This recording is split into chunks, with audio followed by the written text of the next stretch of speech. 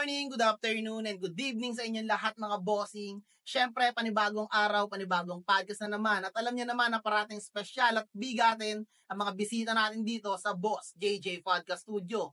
Kaya sa mga hindi pa nakasubscribe, ay mag-subscribe na po kayo dito mismo sa aming YouTube channel para parating kayo updated sa mga bagong video yung i-release natin, siyempre. At hindi na natin patatagalin to. Kasama ko ngayon ang bisita natin at isang back-to-back champion ng flip-top. Siyempre, hindi na natin patatagalin. Walang iba.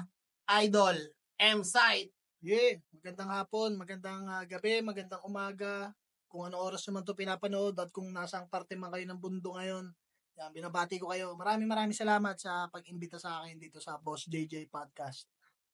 Yon, Tol, maraming salamat, Tol, sa Thank you. pagpunta. Kamusta naman ngayon, Tol? Yung buhay mo, anong pinagkakabalahan mo ba ngayon? Yun, sa bahay lang. Siyempre, asawa lang, bilang asawa, tatay, ganun lang sa bahay. Tapos, siyempre, Motos Battle League, dire-diretso pa rin. Mga ina-handle mo na events, siyempre. Music, may mga parating kaming music videos. Then, meron akong bagong, daming gagawin, no? May Motos Run Online ako ngayon, sa mga mahilig mag-run online dyan. Meron akong bagong server na parating this May 20. Yan, mag-start na yung beta test namin. So, sa mga players dyan, check nyo na lang din yung Facebook page namin. Motos Run Online Classic. Meron din yung Facebook group. Siyempre, Motos Battle League, YouTube channel. Meron din Facebook page at MZite na Facebook page din. So, yun lang. Yun lang sa ngayon. Yun, Tol, unang tanong, Tol, is paano nga ba nag-umpisa si M-Site sa pagrarap, sa battle? Paano yun, Tol? Kwentuhan mo naman kami, Tol, simula nung bata ka. Paano ka napasok doon? Ayun yun eh. Kumbaga parang ano siya influence syempre. Lahat naman siguro tayo nagsimula sa influence eh. Syempre bago mo siya nakahiligan, may nakita kang ganun eh. Lalo na hip-hop. Ano siya eh. Ang hip-hop kasi parang way of life yan eh, di ba? So pag may nakita kang ganun yung ginagawa nila, ganun yung pananamit nila, may influensya nga ako eh. Lalo na sa community natin. Ako, lumaki ako sa matao talaga eh. Yung ano talaga eh. Pwede na sabihin na maraming tao, tas medyo magulo talagang community. Shoutout sa mga kalugar ko dyan. Saan ba nanggaling si M-Site? Barangay Rosario. Pasig City. Pasig City yan. Sa mga taga-tramo dyan. Tumira din ako sa Floodway. Tumira din kami sa, kung tawagin ay kabilang tramo. Yun yung mga tinirahan ko sa Pasig eh. So shoutout sa mga kalugar ko dyan. Sa Catalina, sa Tramo, sa West Bank, sa Floodway. So yun, lumaki ako sa ganun eh. Doon ako pinanganak, doon ako lumaki. Then yung utol ko, hip-hop din nung time na yun. So yun talaga, sila yung naka-influence sa akin na rap. Tapos lumabas, siguro nagkaisip ako panahon ngayon nila Andrew E. Magayon na yung lumalabas yung mga kanta nila Andrew E. Banyo Queen, Salbakuta. Ayun ay ira nun, no? Tapos Glock 9. Tapos napanood ko si Mike Cosa sa Rap Olympics. Yun yung influence. So hanggang sa na-adapt ko na talaga, hanggang sa ginawa ko na, gusto ko, gano'n na rin, dire-diretso. Hanggang sa... Ano yun? Nung unang pagrarap mo, may nagsulat ba sa'yo or ikaw yung agad nagsulat ng mga linya mo? Mahilig kasi talaga ako mahilig akong hanggang ngayon eh. Parang nadala ko yun eh, na pag may gusto kong gawin, aralin ko talaga siya mag-isa eh. Okay. Hanggang sa matutunan ko eh. Noon, nung nagsimula ako, cover lang talaga. Hanggang yung mga kakabisaduhin mo yung kanta ni Andrew E. Salbakuta yan. Glock 9, kakabisaduhin mo yung Simpleng Tao, yung Bakit, mga mabibilis, parang gano'n. Kakabisaduhin mo siya. Tapos, syempre, dahil lagi mong ginagawa yun, hanggang sa magkaroon ka rin ng, maisipan mo rin na gawa kaya ako ng akin. Parang pride mo na rin yun bilang nagsisimula na. Doon na nag-umpisa eh. Oo, ganun. Kumbaga, doon lang talaga. Then, syempre, nag-aaral kasi ako nun eh. Nag-aaral ako nung time na yun eh. Kaya sabi ko, sige, sulat ako. Na-introduce na ako sa sa tula. Di ba? Sa mga Filipino subject, may mga saknong, may mga taludtod. Doon mo mapapractice eh, no? Kumbaga, doon talaga. Kumbaga, parang siya eh, kasabay ng pagtanda, kasabay ng habang nadadagdagan yung edad mo, nadadagdagan yung knowledge mo. Ganun din yung application mo sa passion mo na pagrarap eh. Kumbaga, gusto mo matutunan din gumawa ng sarili mong kanta. Gusto mo ring alam mo yun, makapag-perform ng ikaw lang yung may alam nun. Kasi hindi pa nila alam yun eh. Solo mo yun eh. Solong kanta mo yun sarili mo yun eh. So yun yung ginagawa ko. Tapos, ayun, bilang bata, hanggang sa from time to time, kada taon na nadadagdag, syempre, nag-improve tayo. May mga Mm. bago tayong natututunan. Nagbabago yung pananaw natin bilang tao. Yung mga perspective natin, nag-iiba. So, ayun, kaya, ayun, dun talaga siya nagsimula. Doon nag-umpisa. Sa ako. Ayun nga, tol, nung nagra-rap ka na, di ba, nagra-rap ka, tapos gano'n na rin, nagpe-perform ka na sa mga stage. And paano naman, tol, nag-umpisa na makapasok ka ngayon sa flip top? Ayun, yung sa flip top naman kasi, ano siya, bago kasi magkaroon ng flip top, freestyle era yan eh. So, ayun yung time na sobrang active talaga ako sa freestyle. Mga freestyle battles, mga dayo. Yan dyan ko nga unang nakilala yun, sila paring Manda, sila Onax, sa 785, sila paring G-Clown, sila Tyke, sila Husky. Doon ko sila unang mga nakilala eh. Kasi, bilang taga-Pasig, di ba? Ang pinakamalapit kasi sa akin, Rizal eh. Rizal. Ayun yung mga katabing bayan ng Pasig eh. Rizal. Alam ko nga, ang Pasig dati, sakop talaga ng Rizal eh. Parang ganun eh. So, katabi namin Cainta, Antipolo. Kung tagasan sila, mga Halos Taytay. parang magkakapit-bahay lang din talaga kayo. Then dito naman sa bandang kabila, ang kapitbahay naman namin, Pateros, Taguig, Makati. So, ano naman, Pamilya Bagseg, mga time na yun. So, ayun, yun yung ano ko. Yun yung parang ruta ko ba sa mga rap contest. Tapos freestyle. Then nung lumabas yung flip top, para siyang ano eh, parang yun nga, yun ang naging idea ko na ano, kami nga may beat eh. Yan pa kaya kapela. Ang kapela lang, wala kang sasabayan na palo eh. Dali lang yan. Parang ganun yung nasa isip namin noong una, dali lang yan.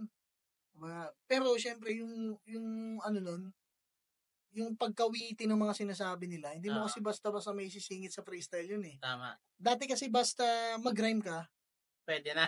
Hindi, okay lang yun. Basta dire-diretso Kasi ang freestyle parang ano yun, di ba nga, on the spot eh. On the Parang, spot na naisip mo eh. kung ano pumasok sa isip mo. Tama. Abilisan ng utak eh. Ngayon, habang nagra-rhyme yan, as long as nagra-rhyme ka, kada palo, okay Tuloy sa mo, mga nakikinig eh. Subukan mo tumigil. Mawala ka. Gaganon yung mga tao, di ba? Hindi siya katulad ng acapella. Yun naman ang mahirap sa acapella. Tahimik yan lahat. Nakafocus yan sa mga sasabihin mo. So, ano talaga siya, every detail, every word, naririnig nila eh. Hindi ka tulad sa freestyle, pwede kang, tapos biglang, rhyming mo lang, di ba? Pwede kang mang-asar ng ganun eh. Pwede kang mag-gibberish eh. Ganun ka lang. Di ba, uso yun, asaran dahil sa freestyle. Basta sasabay lang dun sa palo. Basta nasa tapos may rhyming. Pwede kang sumayaw-sayaw freestyle, di ba? Maraming ganun eh. Kasi yun, nung pumasok yung flip top, sabi ko parang gusto ko lang talaga dyan. Gusto ko pumasok. Gusto ko siya i-try eh. Kasi after nung pumasok yun, ayun yung parang naging start ng pagtanggap ng tao sa sa hip-hop community ng Pilipinas eh. Dati naman, syempre may nandiyan naman si Kuya Drew, nandiyan si Kuya Kiko, 'di ba? Nandiyan si Kuya Glock. Nandun yung may recognition naman na nakukuha yung hip-hop nung time na yun eh. Pero hindi kasi siya parang tanggap na nationwide, yung parang lahat, bata, matanda, yung parang gano'n. Tingin ko, para sa akin flip top yung nagsimula nun eh. Na ma-introduce talaga ng buo. Lahat ng tsaka para siyang si Alfred na bumukas, umiwa nung yung portal. Doon nakadaan lahat ng halimaw, di ba? Parang gano'n eh. Nagbukas siya ng portal para sa lahat ng artist. Nagbukas talaga ng pintuan yung... Yun yung nakita ko nung time na yon bilang bata na siguro mga ilang taon na rin ako nagrarap noon, mga 4 years, 5 years na ako nagrarap. Parang ganun eh, na pucha pwede. Parang eto pala yung Kaya syempre lahat, hindi mo masisisi kung bakit halos lahat ng artist that time gustong makapunta doon. Ayun ang target goal nila, no? Makapunta doon. Kumbaga pag battle rapper kasi maraming artist talaga akong kilala na di talaga alam nila sa sarili nila na sila mismo yung nagsasabi hindi talaga para sa akin yun eh. Music lang talaga Music ako. lang. For example, di ba, Ron Henley. Although bumatil si Ron dati, pero talagang tingin ko mas talaga si Ron eh. Iba si Ron sa music eh. Iba si Ron eh. Kaya focus siya sa music talaga. Baga si Ron sa Stick Figure, si Ron ang music talaga, ang puso music, kayang bumatil. Si Looney naman yung mas pang battle. Pero alam mo yun, parang balance yung nila. Pero yung skills nila, either way pwede Kaya, sila. Yun nga lang talaga, may mas specialty sila sa isa't isa. ayun yung explanation ng bakit may mga ibang artist na kilala naman talaga na imagine mo bakit si Kuya Mike may kosa, 'di ba? Ba't wala sila sa flip top that Oo. time, 'di ba? Pero sigurado ako nakatanggap ng invitation yung mga yan. Oo. Nakatanggap yan lalo na nagsisimula pa yung flip top. Pero siguro yun nga kanya-kanya. Kami battle rap eh. Nagme-music naman ako nun. Kaso yung pagiging rapper ko nung time na yun, sumasali kami rap contest, di ba? Oo. Sumasali kami ng composition, nag-twistero pa kami, Ah. tang twist. Pero ang pinaka-highlight ko kasi doon sa nung kabataan ko, freestyle battle pagkatapos nun. Oo, freestyle. So para sa akin, mas more on battler ako kaysa Mm. sa music artist. Pero yung battle na yun, may beat yun. Oh, may May beat beat yun. yun eh. Maybe. Pero nung pumasok yung flip top, doon na nagsimula din yung yung mga acapella. May acapella na rin eh. Nilalagay nga nila sa poster, flip top battle. Ah. Kasi parang hindi, nung time na yun kasi, hindi pa talaga naiintindihan ng tao. Oo. Hindi pa nila gets na ang flip top ay brand name at hindi yan yung mismong ginagawa Na namin. pinaglalaban. O hindi siya, ang tawag ay rap battle pala, di ba? Okay. Kahit sa TV, yun ang alam nila eh. Flip top Flip battle top, na kayo. Hindi pa nila naiintindihan that time. Pero ngayon naman siguro, medyo konting-konti na lang yung ganun yung tawag sa rap battle. Na flip top yung tawag. Nabubukod na. Totoo. Kasi na-educate na sila eh. Nagkakaroon na ng evolution eh. Yung pag-unawa nila sa art form na to, hindi na katulad dati na parang rap mga ano lang yan, nagra-rap lang yung mga yan. Hindi na ganun eh. Hindi na ganun yung tingin nila eh. Baga pag nakita nila nandyan, artist to Baga ayun na, di ba? Ang sarap ng pakiramdam na ganun na yung tingin sa kahit sino. Mataas na yung value. Tapos parang ano pa nga siya, nag-extend pa siya hanggang sa mga sa mga minor leagues eh. Baga sa mga MCs ko. Nakakatanggap na rin sila na nakakatuwa. Minsan, pag may event kami, may mga nagpapapicture na rin sa kanila eh. 'Di ba? Kahit amateur pa lang, may mga nakakakuha na sila ng fan base, nakakakuha na sila ng recognition sa mga fan nung malalaking liga, katulad ng flip top, 'di ba? Parang ganoon. Nakakatuwa lang din na lumalawak na siya. Lumalawak na yung pag-unawa, lumalawak yung pagtanggap, lumalawak na yung mismong scene. Doon kasi nag-uugat lahat eh sa kung paano sinimulan ng flip top yung parang ito kami ito ang hip hop dito sa Pilipinas. Paano ka nakapasok nun tol sa flip top? Nag-tryout ka ba? Tryouts. Tryouts Talaga. Kasabayan mo sila, sino ba kasabayan mo nun? Ang mga kabatch ko, 2014. Si Jonas ba kasabayan mo? Hindi. Nauna ka kay Jonas ng isang taon yata mahigit. Pero mga kabatch ko, yan, sila Pistol, si Shernan, Lil Jan, yung pioneers ng 3GS, no? Yun. Kami yung magkakasabay. Then sila Husky, Omar Baliw, yan, mga kabatch ko yan. Si Ilaya, sila Nerd Skills, sino pa ba yung iba nandun? Si Doc Pau, si Crown 1. Wala na yun eh, di ba? Hindi, nagrarap si parang Crown ngayon. Si Crown 1, tapos si Yolab, si Dax Ojuts. Si Yolab ba? Nakabatch ko yan. Siya pa nga nakalaban ko daw, nagkakamali siya kalaban ni Pistol sa round 1 eh. At swerte nun eh, unang kalaban Pistol eh. Pati parang left eye blind. Si di ba tryout niyo freestyle? Freestyle. Ito si Pistol kagad na kalaban, no? Si Pistol agad kalaban ni Yolab. Alam mo na kagad, yari. Swerte mo sa bunutan Ang kulit pa nga nun eh. Ang nabunot ko, alam ko number 1 ako eh. Kaya yung unang battle, ako eh. Ako agad eh. 1 and 2 eh. Tapos ang number 2 nun, si paring left eye eh. Kung di ako nagkakamali alam ko ganun eh. So, ang kulit na ng tryouts na yun. Ayun, hanggang sa aming 16 kami, ang natanggap, Siyam. So, Siyam kayo. Nung time na yun, marami-rami na. Kasi dati parang sa tryouts yata, hindi ako sure kung ganun karami yung natatanggap.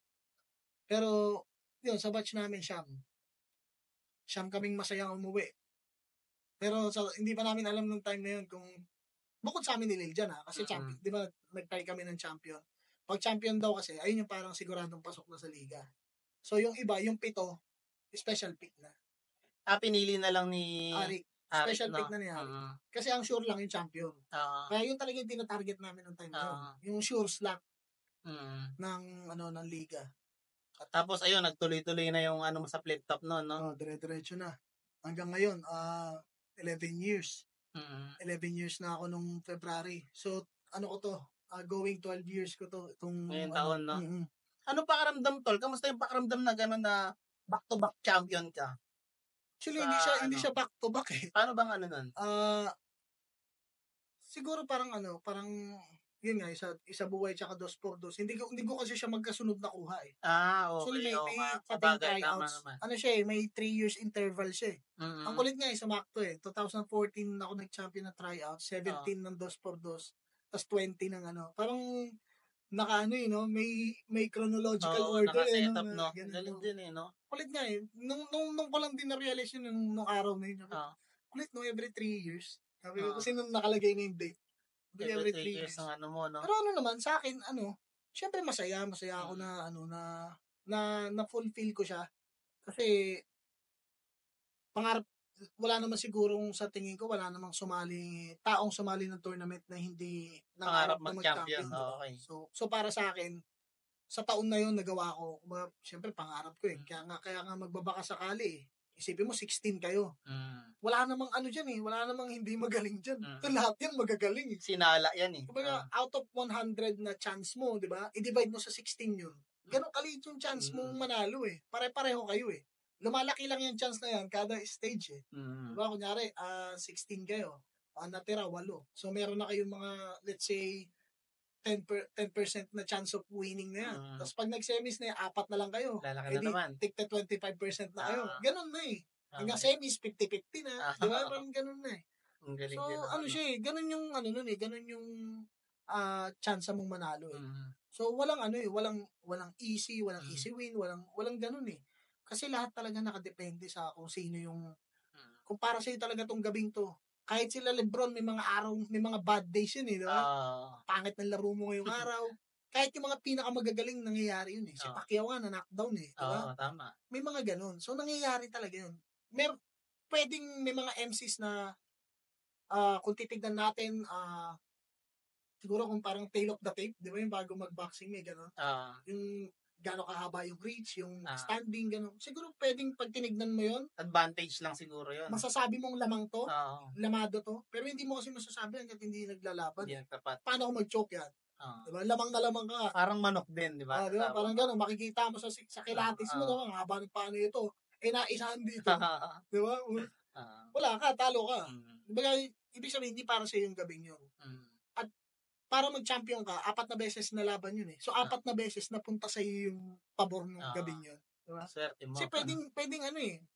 Actually, hindi siya totaling swerte. Siguro, mas naniniwala kasi ako na, kung para sa'yo, para sa'yo. Tinrabaho mo rin eh. Kung para sa'yo, para sa'yo yun. Baga, walang makakakuha nun eh. Okay. Walang makakapigil nun eh. Diba? Baga, may mga ganun talagang pagkakataon.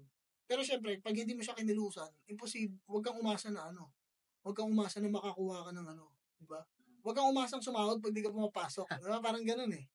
Ganun lang din siya. So, kung ano yung tinatrabaho mo, kapag nagbunga yan, para sa'yo na yun. Okay. Ayun na yung bunga ng tinatrabaho mo. Pag hindi pa nagbubunga, ibig sabihin, kailangan pa magtrabaho. Trabahuin mo pa. Kunti pa. Naman, tol, may iba naman tayo. Sa buong run ng ano mo, ng magto 12 years ka na sa flip top, di ba? Ngayon, sa sobrang dami mo nakalaban, sino yung pinapangarap mong makalaban pa? Pinapangarap makalaban. Kumbaga, Ano- target mo talaga Ano kasi makalaban. siya eh, kung tutusin, hindi siya tipong specific na ano. Mm-hmm. Ang hinahabol kasi doon, para sa akin, ang hinahabol ko yung yung battle mismo. Okay. Yung battle na, for example, ayan, syempre, nandyan sila Looney, sila Batas. Alam mo yung mga dati, sila Palakid. Ayun, yung isang pangarap ko makalaban, si Tipsy, nangyari na. Kahit talo ako, masaya ako. Pangarap ko makalaban yun eh. Kumbaga, alam mo yung pakiramdam na, syempre, tumatanda na rin tayo. Kung may chance na yung taong yan, baka next year, ayaw na niyan. Diba? Sabihin niyan, boss, ano na ako? Pass na ako, family na ako, focus na ako sa business. Pahinga na. Mag-retire. Kaya masaya ako na, bago man lang mangyari yun, kumbaga, nagkaroon tayo ng battle. Parang pakiramdam lang yan nila Thurman. Imagine mo magre-retire na si Pacquiao. Bago mag-retire, nakasuntukan mo ba? Diba? Siyempre, proud ka na at least nakaharap kita sa stage na to. Ayun yung pakiramdam ko eh. Pag nakakalaban ko yung katulad yan, ni Balakin. Native CD. Oo. Diba? Kaya ayun yung pakiramdam sa akin na puta, bibigay ko lahat. Kasi, ano to kumbaga, once in a lifetime sa akin to Hindi naman lahat ng chance, hindi naman lahat ng MC may chance na makalabang ka Oo, tama. Ilan lang kami, kahit tignan mo, ilan ba standing mo. So, sabihin natin kunyari, overall 20 yan. Sa ilang daang MC ng flip top, 20 lang kaming nakalaban mo Para sa akin, honor na yun na nandun ako Doon pa lang, no? Kahit matalo ka. Hindi na kasi importante yun. Ang usapan nga namin, tipsy backstage nun. Bahala na sila. Basta basta mabigay namin kasi nga, di ba, 3-way siya Basta ma-perform lang namin ng maayos. Manalo-talo, okay na kami dun Paano yung preparation nun, Tol? Yung 3-way battle? Parang hirap ng preparation nun Kung i-compare natin siya sa single na battle, mas mahirap talaga siya. Pero, ang ginawa ko, na for sure ginawa din nila, is extra time talaga. Kunwari, alam mo, di ba sa construction? Double time ka talaga. Double time ka. OT ka. May overtime. Parang ganun. Ganun lang din sa akin. Kasi parang, kung meron kang may timetable ka, may time frame ka na, ito, dapat sa gantong araw, tapos na ako. Let's say, kunyari, yung bahay na pakyawan, diba? O dapat 3 months, tapos na yung bahay. 2 bahay yung pinapagawa. So, dapat, gabi, pumasok kayo. pumasok kayong gabi para matapos mo agad. Ganon din yung ginagawa ko. Ine-extend ko yung time ng pagsusulat, ng panonood, syempre, kailangan mo rin ng pahinga. So, dahil na-stretch yung time mo, may mga bagay ka munang hindi gagawin. Yung mga lagi mo ginagawa, yung mga kunyari, wala mo nang gala-gala, wala mo nang pasyal-pasyal. Pag may event, kunyari may event, na imbitahan ka ng event, medyo agahan mo yung uwi ka agad, hindi ka na pwedeng yung tipong tambay-tambay mo na. Pag-inuman ka pa, hindi na. Hindi na ako nagiinom Hindi ka nainom mo yan. Hindi na ako nainom Pero siguro kwentuhan sa mga tropa. Baga babawasan mo yun. Kunyari, pagkatas mo kumanta, siguro kwentuhan konti, uwi ka na para makapagsulat ka pa. So, paano ba hindi ba nagra-rumble yung sulat mo nun? Paano yung nun? Hindi. Kasi iniisip mo rin Di ba magra-rumble yung mo sa kanya? Mamaya ma-spit mo yung sulat mo dito. Sa akin, para sa akin sa tingin ko, hindi siya pwedeng mangyari kasi meron akong ginawang dun Parang safety net. Meron akong ganun. Ang ginawa kong safety net doon, siguro para sa mga iba rin, kung may makaka-experience na gano'n, na dalawa yung laban mo, ang pinaka-safety net dyan, unang-una, huwag kang kukuha ng parehong angle. Kung in-angle mo na yun sa kanya, huwag mo i-angle dito. Kasi baka biglang, parang, ay puta, ba't ko wala sinabi yun? Una yun. Pangalawa, yung mga words na ginagamit. Kasi may keywords yan Sa memorization mo, muscle memory yan may naririnig lang yan na sa utak mo na word na nagdodire-diretso para... Ayun dapat yung kasunod nun ganun. Huwag mo pagpaparehuhin yan. Kasi pag pareho yan, isang ganun lang yan, pwedeng... May masingit ka lang na konto, tutuloy na yun Alam mo, parang trend. Biglang may mapihit mo yung paliguno. Biglang gaganon yan Biglang gaganon yan. Kaya dapat, ayun ang wag na wag mo same angle, same words. Yung intro ng word, wag na wag mong paparehuhin yan. Ang hirap niyan. Sobrang yan. At saka, pangatlo, ang practice ko kasi dyan, kasi alam naman namin kung sino yung unang laban Kunyari, unang kalaban ko si Bruce, di ba? Day 2. Pareho silang day 2 Sa una, si Bruce muna bago si Tipsy. So, yung rounds ko kay Bruce, ang tawag ko doon, 1 to 3. Pag pinapractice namin. Parehas day 2. Okay lang. Diba? Yun nga Yun yung parang naging technique ko talaga. Baga, practice namin dalawang mag-asawa. Sa asawa ko ako nagpa-practice Ang tawag ko kay Bruce, 1 to 3. Si Tipsy, 4, 5, 6. Para hindi ako nalilito. Round 1, game, practice. Round 2, round 3. Tapos round 4, hindi ko na iniisip na si Tipsy yung kaharap ko. Basta round 4. Ito yung round 4. Ito yung round 5. 4, 5, 6 na yun. Mahirap kasi yun na round 1 Bruce, round 2 Bruce, round 3 Bruce, round 1 Tipsy, round 2 Tipsy, round 3 okay. Hindi. 1, 2, 3, 4, 5, 6 kayo. Ang galing nga ng strategy mo. Para diretso. Ewan ko kung pareho kami ng ginawa nila Tipsy. Parang 6 round yung yung inano mo talaga. Kasi, pero alam mo na yun, na yung 4 para sa kabila yun. Matik na yun. Okay. Kasi pagkatas ng 3 ko, wala namang susunod na round diba? Itatime na yun ni Arik, tapos mag-announcement na. Diba? Wala na yan kasunod. So, alam ko na yan. Pagsalang ko ng sumunod, nung kay Tipsy, round 4 na yun. Okay. 4 na yan, diretso na yan. Ayun yung practice ko. Hindi ko alam kung pareho kami, kasi sila Tipsy kasi, di ba, day 1 may laban sila, day 1 at day 2. Baka pwedeng yun, gawin mo na gano'n, round 1, ito muna. Kasi after ng laban nilang dalawa, may isang 24 hours pa, may 24 hours pa sila para kalimutan yun, tapos i-practice to Ako wala kasi oras lang. Kaya talagang gagawin ko, diretso, 4, 5, 6. Galing, Ganun lang, ganun lang. setup mo, no? Mm. Kamusta naman tol yung naitulong sa'yo ng flip top? Sa natulong sa akin ng flip top, Sa buhay mo, syempre, bitang battle MC rin kahit papaano, may Mm. TF. sa akin, Kamusta naman yung naitulong sa'yo ng flip top? in general, napakalaki. Mm. Napakalaki. Dahil, unang-una, syempre, yung nakuha mong recognition, yung nagkaroon ka ng career na nagagamit namin, Syempre, naging artista ka rin. nagagamit namin hanggang ngayon. Yung mga shows namin na naiimbitahan kami dahil Mm. nakilala kami sa flip top, local tsaka overseas, Mm. may mga kami, naiimbitahan kami sa ibang bansa Mm. para bumati. Na alam naman natin na imposible mangyari yan kung hindi nila kami nakita sa flip Kung walang top. flip top. Oh, kung walang flip top. Mga, ayun, sobrang dami. Sobrang dami. Siyempre, bukod dun sa pag bumabattle kami, siyempre nakakatanggap kami ng talent fee. So, nagiging siya, kumbaga parang napapatunayan namin na pwede talaga tong maging trabaho mo eh. Mm. Kumbaga pwede na siyang, yung gusto mo lang gawin, yung libangan mo, pwede mo na siyang maging Pero trabaho. kumikita ka pa rin, di ba? Pwede mo nang pagkakitaan. So, nagtatrabaho ka, tapos yung trabaho mo, yung bagay na gusto mo. Di ba parang may kasabihan niya na parang parang pag gusto mo yung trabaho mo, parang never ka nagtrabaho. Ini-enjoy mo lang, Kumbaga Basta parang, nag-enjoy ka lang. Kasi parang hindi ka nagtatrabaho. magulat ka, may sahod ka. Parang ganun. Kasi yun yung parang yun yung tingin ko isa sa mga masaya bilang artist. Kasi pag artist ka talaga sobrang struggling. Pag nagsisimula ka, walang yan eh. Walang kita diyan. Wala. Lahat diyan palabas eh. Sacrifice talaga lahat. Lahat palabas. Kaya bilang artist, pag nagkaroon siya dumating yung time na ikaw naman yung binabayaran, gamit naman yung Ikaw talent. naman ang aani ngayon. Kasi dati puro tanim ka lang eh. Masaya. Kasi syempre yung tanim, yung proseso, hindi yun naman hindi siya overnight eh. Ano yung mga napundar mo tol sa flip top? Napundar?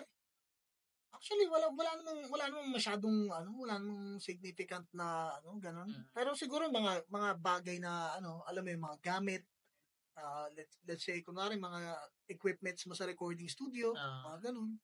Then sasakyan, mga ganun. Then more on ako eh. Kumbaga dahil nga kumikita ako sa flip top, so may mga lugar ako napuntahan. Na dati gusto ko lang mapuntahan. Dati nakikita ko sa libro. Di mo alam dati kung paano mo mararating yun, no? Oo. Ay, mas yung more flip ako top doon. pala yung makakaano sa'yo. Mas more ako doon eh. Yung experience na yun eh. Makapag-ibang bansa ka pala dahil sa flip top, di ba? Nakikita mo lang yan sa mga poster. Ngayon, napupuntahan ko siya dahil sa flip top. So, tingin ko, mas yun eh. Mas tinetreasure ko yun kasi nakabakat sa mo yun eh, sa core memory mo yun eh. Hindi siya katulad ng mga bagay na nabibili. Na nabibili mo, mawawala din yan eh. So, may yung cellphone mo, pag mabili mo man yan ngayon, wala na yan eh. Sasakyan, maluluma yan, masisira yan eh. Pero yung mga memories na nakapunta ka doon, na alam mo yun, habang buhay yun nasa iyo eh. So tingin ko yun yung mas mga napundar na para sa akin na mas mas proud ako na nagawa dahil sa flip top. Ano naman tol yung sa tingin mong mangyayari sa'yo, ano yung mga, di ba, ito nga yung dating M-site, kung makakasalubong mo yung dating M-site, ano yung gusto mong sabihin sa kanya? Di ba katadyakan ko muna? Tatadyakan mo, no? Tatadyakan ko muna. Kulit mo Gaganunin ka muna. Kulit mo dati Hindi, totoo lang. Yun talaga yung parang nasa isip ko eh. Tatadyakan ko muna to, kaya hampalusin ko muna isang beses. Kasi yung iba, pag nakasalo, lalo na si Jonas, pag nakasalo mo, syempre, proud na proud. Ikaw, tatadyakan mo. Tatadyakan ko muna. Kulit mo. Ngayon kasi, syempre, lahat naman tayo, lalo na pag bata tayo, may mga decision talaga tayo, hindi naman natin talaga napag-isipan ng gusto eh. Kasi, iba pa rin pananaw natin nun eh. Kaya yun nga, talagang ganun. Pero syempre, yun ko rin, kumbaga, kunwari yan talaga, nandyan. Kausapin mo, no? I-ready ko siya. Baga habang bata ka pa, i-ready na kita. Bumili kang Bitcoin po. Maniwala ka. Pag may nag-alok sa Bitcoin, bumili ka. Maniwala ka. Tanda mo. Maniwala ka. Huwag kang magdadalawang isip. Bumili ka. Bumili ka kahit isa lang. Isang Bitcoin. Magkano lang yung dati, di ba? Yun nga no? Bumili ka ha. Bumili ka. Sobrang mura ng Bitcoin dati. Ayun yung una kong gagawin. Bumili kang Bitcoin. Tapos pagkabili mong Bitcoin, bumili kang lupa. Ayun ang una ko sasabihin siguro. Para hindi na ako problema ngayon. Di ba? Parang ngayon, pag naisip mo, tangina. Parang, lalo dito sa lugar na to, ang daming lupa dito. Oo, ang dami, na mura. daming mura. Kaso syempre, isipin mo, ang dami mo kasi i-consider eh. Syempre, titulo niyan, yung ano niyan, legit ba tong nagpo-post na to? Baka mamaya, mahirap scam na. to. Tapos ipapacheck mo pa yan sa City Hall, yung Oo. ano niyan, di ba? Kung dati mo pa ginawa yan, di ba? Di Di sana kaya ngayon, pa ngayon, chill ka lang ngayon, di ba? Magkano yung ganyan? Sige, kunin ko yan. Ganun na lang eh. Ayun, siguro yun. I-ready ko siya, tapos utusan ko siyang bumili ng Bitcoin. So yun tol, kamusta naman yung mga dating member ng 3GS ngayon? Ayun, sa ngayon, syempre, nagkakausap pa rin mga kami, nagkakasama, especially kami nila Slack, nila Jonas, yan, sila Kairam, yan, kikita-kita pa rin kami pag event, si Pistol, then siguro yung ibang mga bayaw sa Cebu yan, yung mga bayaw sa Cebu, medyo may bihira kami magkita-kita kapag ka Dahil malayo nga eh. nagchichempo lang. Or minsan, pag napapadpad sila sa Manila, sila Bayaw Aser, si Bayaw Maki, tapos meron pa kami isa, si Bayaw si Makata. Ano yun, seaman yun eh. So, paminsan-minsan makikita namin active sa social media, minsan wala. Kasi nga seaman. Then si Bayaw Dasky, tumatakbo ngayong konsehal, balita.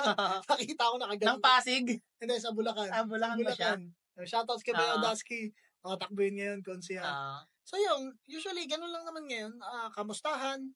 Tapos pag event ng flip top, doon naman madalas magkikita-kita na kami. Kaya okay naman.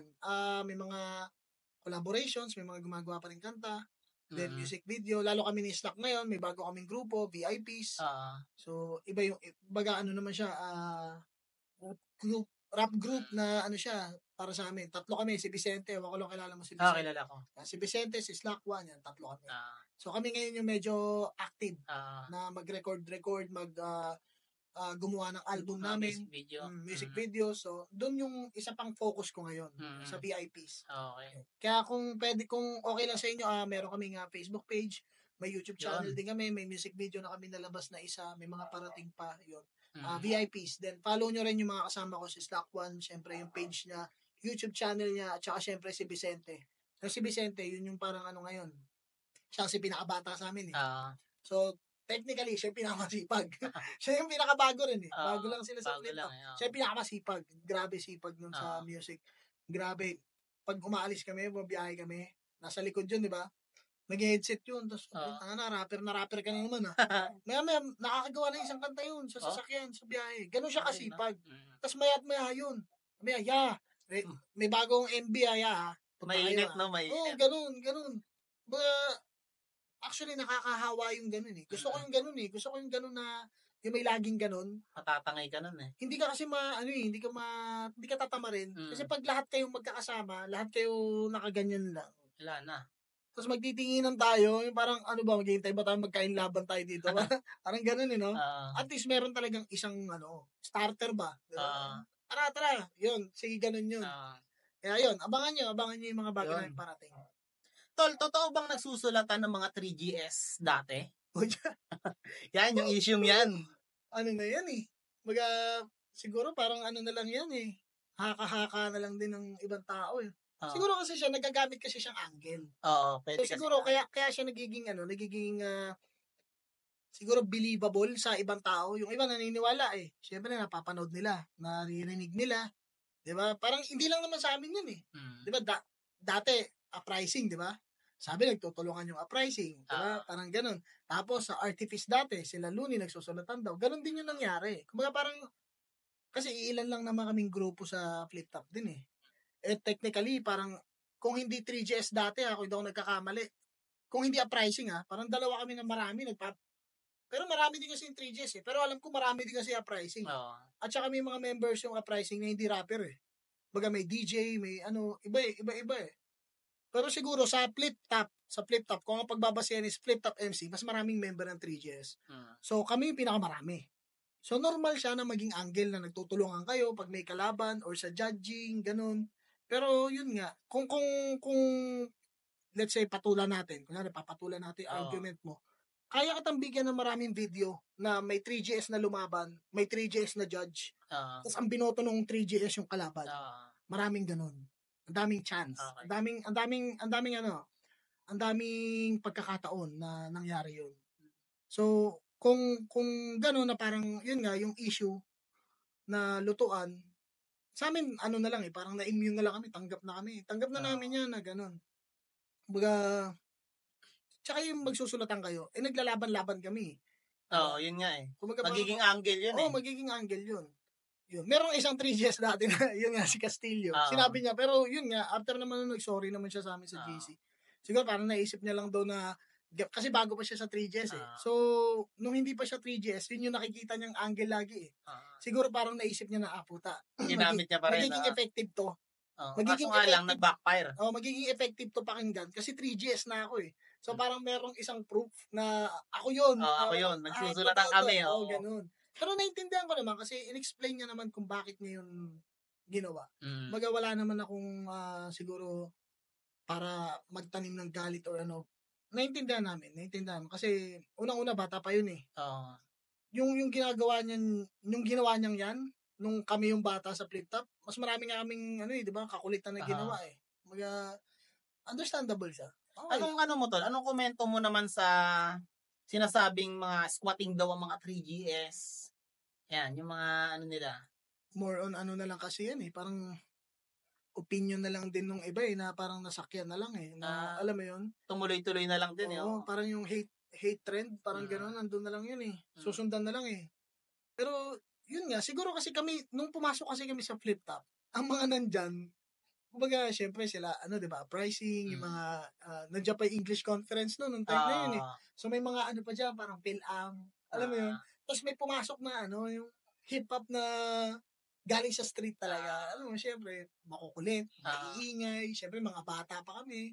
Yung tipong, yung sobrang kulit talaga na kay Enigma, boss, paying battle. Alam mo yung ganun kakulit. Ganun kami kakulit. Hindi na nahiya, Sipin mo, bata, mapusok. Tapos, galing ng kalye. Ano expect mo? Ganyan talaga. May talaga yan. May kulit talagang taglay. Kaya siguro, yun, nami-misinterpret nila na yung gaspang namin, yung kulit namin is parang siguro nakaka-offend sa iba. Squatter na talaga. Hindi naman kami insensitive Alam naman namin na may mga kami, may mga na-offend kami, o baka may mga naiirita sa amin dati. Mga okay lang yun. Naiintindihan namin yun. Kasi, kung ngayon, makikita ko yung sarili nga namin ngayon, baka kami mairita din kami. Sobrang kulit, di ba? Sabi ko nga, pag nakita ko yung dating ako, tatagdakan ko to. Kasi ang kulit. Di ba? Maintindihan namin yun. Kaya, ganun, papasa-pasa yun Alam mo yung dati, di ba, nung bata tayo, pagtatambay-tambay tayo sa labas, di ba, may nananaway sa ating matanda. Tambay-tambay kayo dyan. Wala na kayong ginagawa. Tapos tayo, naiinis tayo dun sa matanda. Kasi parang pakiramdam natin, ang KJ nito. Tapos nung tayo na yung ngayon, nakakakita tayo ng gano'n, naisip din natin na tama pala na sinasaway tayo kasi maraming nangyayaring hindi maganda pag gano'n. So, gano'n din yung nangyayari. Parang pareho lang talaga. Yung makulit lang talaga, makulit. At yun nga, kung meron man kami mga na-offend doon, ay pasensya na lang. At siguro, pasensya na ho. Pasensya na ho. Pero alam ko naman na naiintindihan din nila. Naiintindihan din nila. Ano naman tol yung anong komento mo naman sa ngayong nakasalang na Isabuhay 2025? Anong prediction mo diyan sa mga nakasalang? So yan sobrang ganda ng Isabuhay ngayon.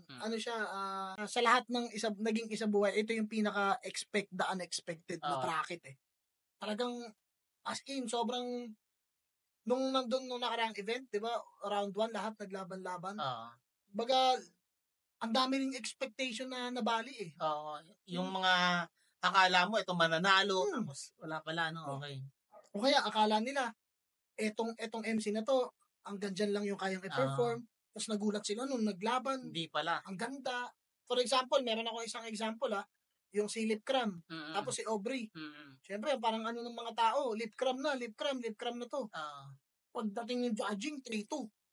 Muntik si Lip Cram. Parang yung mga ganon. Hindi naman totally expect the unexpected na natalo yung ina-expect nilang panalo. For example, kay Jonas. Siyempre, may mga nag-expect kay Jonas na mananalo. Pero hindi mo naman masasabing walang nag-expect na mananalo sa St. Ives. So, pa rin, yun nga lang, siguro, posibleng mas maraming nag-expect na si Jonas ang mananalo. Pero, ayun, yun nga, natalo si Jonas. So, parang, anong nangyari nun? Naging expect the unexpected Kasi mas ina-expect si Jonas Pero sa akin, yung laban na yun, parang, kung ako ang tatanungin, magdedepende talaga yun sa preference eh. Kung ikaw judge, maguguluhan ka rin eh. Kasi ang hirap din talaga i-judge. Sobrang ganda nung laban eh. Sobrang ganda nung performance nila pa rin. Halos lahat ng sumalang nung gabing yun, ang gagaling ng performance. Yun nga, katulad yan, si Aubrey. Parang ine-expect nila na ano to, Bonus round, mamamak to ni ano. Pero putang yung performance niya na binigay doon, gulat din yung tao eh. Uy, diba may mga ganun. Tapos si Van, sila, sila K-Ram, sila pa ba ibang mga sumalang, sila Carlito, yung nakalaban ni Carlito, si Article Clifton, sobrang galing din. Ang ganda. Para sa akin yun yung ano niya yung best performance niya nung sa mga napanood ko sa Flip Top. Nakakailang laban pa lang naman siya Ang galing din nun. So yun nga, sobrang unexpected na ngayon, lalo na ngayon round 2 na. Labo-labo na, di ba? Iba-iba na yung mga magkakalaban. Si Cripley, putang na si Cripley, Mamaw. Si Zaki Zendlock, napakagandang laban din yun. Abangan nila yun. Sobrang solid yung laban na yun.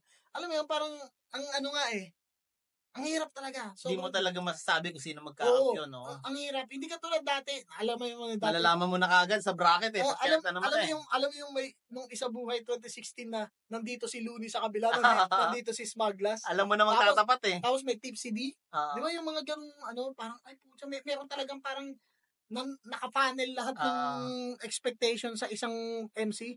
Ngayon wala Pantay-pantay na. Sino kaya mananalo dito? Parang hindi mo na masasabi. Depende na lang talaga kung sino yung parang effective sa kanila sa araw na yun. Ganun siya ka-exciting. Kaya kung ako sa inyo, abangan nyo yung uploads ng Isa Buhay at syempre manood kayo live. Yun.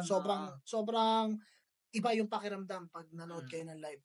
Tol, ano naman masasabi mo sa mga batang nangangarap na maging isang katulad mo, maging isang battle MC ng Flip Top at maging isang rap artist? Anong mga mapapayo mo sa kanila? Anong iiwanan mo sa kanilang payo? Ayun, ito lagi ko itong sinasabi pag may mga humingi sa akin payo. Siyempre, unang-una, tuloy-tuloy nyo lang. Pagpatuloy nyo yung pangarap nyo. At pangalawa, isa to sa importante ko rin sinasabi. Siyempre, libre mangarap, di ba? Pero habang nangangarap ka kasi, may kalaban kang oras So, tansyahin mo. Kasi merong mga, may mga bagay talaga na kung ako na mismo magsasabi na hindi siya ganun kadaling makuha. Yes. Pwede kang magbilang ng maraming taon, hindi mo masasabi, 5 years. Yung iba, pwedeng makuha mo ng 5 years. Yung iba, 1 dekada bago mo magbunga. Tapos, may time na makikita mo, yung isang artist, 1 taon pa lang, boom na, panghihinaan ka. Alam mo yung mga, may ganun nangyayari yun Hindi malabong nangyari yun. Pero yun nga, as long as ini-enjoy nyo, wag niyong isipin na na yung career karera talaga sa literal. Parang ganoon. Hindi siya karera, hindi siya paunahan. Darating at darating ka kung darating ka. Nandun 'yun. Hindi mawawala sa 'yun. Hindi makukuha sa 'yun. At syempre, pangatlo, ingatan nyo yung kalusugan nyo. Yeah. Lagi 'yan. Kung gusto niyo tumagal sa eksena, ingatan nyo yung kalusugan nyo. Kung ano yung mga pinapasok nyo sa katawan nyo, yung lifestyle nyo, kung ano yung mga iniinom nyo, kinakain nyo, i-check nyo rin. Kumbaga, bantayan nyo. Kumbaga, kayo na mismo yung mag-check sa sarili nyo. Kasi, ang hirap tumagal sa eksena kung hindi mahaba buhay mo Di ba? Para tumagal sa eksena, kailangan mahaba buhay mo. Ngayon, paano ka tatagal kung, di ba, kung may sakit ka? Siyempre, mangyayari yan, magkakaano ka na. May nabasa nga akong parang parang quote yata yun na pwede kang magkaroon ng maraming problema, 100 problema, pero once na magkaroon ka ng health problem, isa na lang problema mo. Yun na lang. Kasi yun na yung pinaka-importante. Parang nawala ng silbi lahat ng problema mo. Yung problema mo sa, kunwari, sa sasakyan, yung sira ng sasakyan mo, pera, yung PC mo na ayaw magbukas, di ba? Mga problema yun yung tubo ng ng lababo na butas, ganyan, yung mga ganyan. Lahat yan mababaliwala pag nagkaroon ka ng problema sa health. Yun yung parang isa sa mga lagi ko rin sinasabi. Parang sa akin mo sinasabi talaga na kasi siyempre yung health ko din ang dapat. Tama rin naman para sa lahat talaga. Siyempre bilang health talaga number 1. Tsaka sa pamilya mo siyempre. Baga parang hindi siya reward sa iyo Hindi mo siya reward sa sarili mo Reward mo yan sa mga anak mo Mas makakasama mo sila ng matagal. Pag ganun. Ayun, para sa akin yun. Napaka-importante. Kaya ingat kayo lagi. Mag-ingat kayo palagi, siyempre. Yun, Tol, maraming salamat, Tol, sa pagpunta and Ayun, magpaalam po na rin sa ating mga viewers. Ayan, maraming salamat sa lahat ng mga sumubaybay, no? Kung medyo naabahan kayo, pasensya na. Oo. At syempre, subaybayan nyo, supportahan nyo yung Boss JJ podcast. Syempre, ayan, may Facebook page sila, may TikTok din, may TikTok, no? Oo.